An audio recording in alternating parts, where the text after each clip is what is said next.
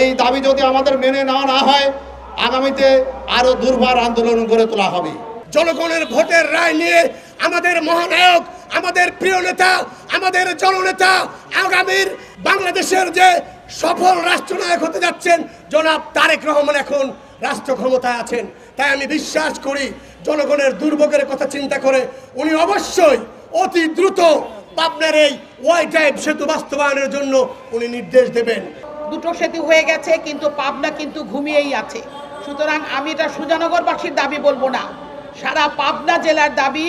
এবং এ ব্যাপারে কেউ কেউ বলেছেন যে একটা সম্মিলিত কমিটি করার।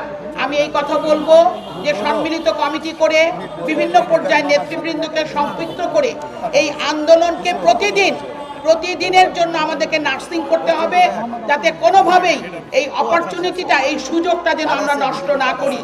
ব্যবসা বাণিজ্য ক্ষতি হয়, যদি একটি সেতু হয় তাহলে আমাদের জন্য অনেক লাভ হয়। তাই আমরা কোনো প্রতিশ্রুতি শুনতে চাই না, এবার আমরা বাস্তবায়ন চাই। অতি দ্রুত এ প্রকল্প অনুমোদনের মাধ্যমে এটি বাস্তবায়ন করতে হবে।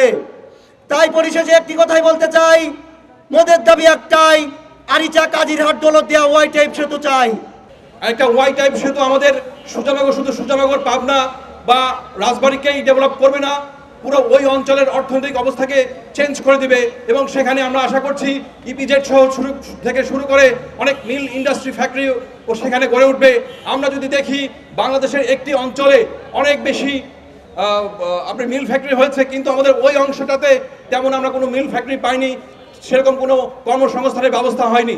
সুতরাং আমাদের ওই এলাকাতে প্রোডাক্টিভিটি বাড়ানোর জন্য এবং ব্যাপক কর্মসংস্থান সৃষ্টি করার লক্ষ্যে মানুষের জনজীবনকে সহজ করার জন্য সেখানে একটি ওয়াই টাইপ সেতু দরকার।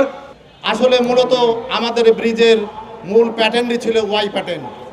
আমরা পাবনাবাসী প্লাস আশেপাশের সমস্ত ডিস্ট্রিক্টের লোকজন আমরা এই ওয়াই প্যাটার্ন ব্রিজের ব্যাপারে সোচ্চার। আমরা সুন্দরভাবে কথা বলছি, আমাদের দাবি মেনে নেন।